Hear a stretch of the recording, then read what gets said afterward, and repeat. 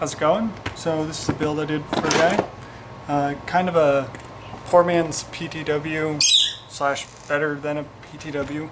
It's got Riot 14:1 single stroke, Specter set up for very short trigger pull, and it's been fitted to take a WE Katana Cylinder. To modify it to fit, it wasn't that hard. Basically stuck the gearbox in there, chopped the cylinder section off, and then to actually make the cylinder work, there's these two grooves or two tabs on either side. Just ground those off real quick, and I had to grind a little bit on this upper piece because it was sticking, and then it just slides right in, drops in, no issues.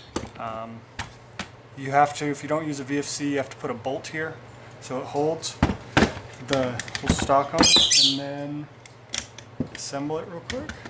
It sounds really nice. I don't know if the camera's going to pick up. It sounds like a PTW basically without the gear whine that a lot of PTWs have.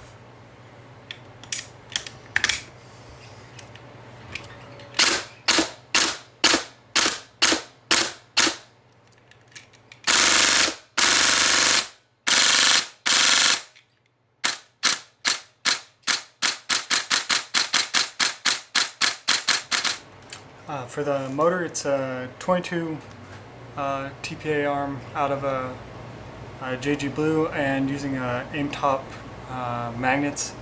Tried to use the can, but it didn't want to play nicely.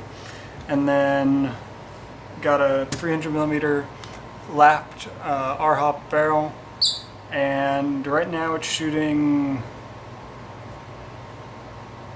like 370 FPS. And I gotta drop it down a little bit more, so I'm waiting on a new spring to show up because I've cut 8 coils off this one, and it's gonna start giving me issues until I get a new spring.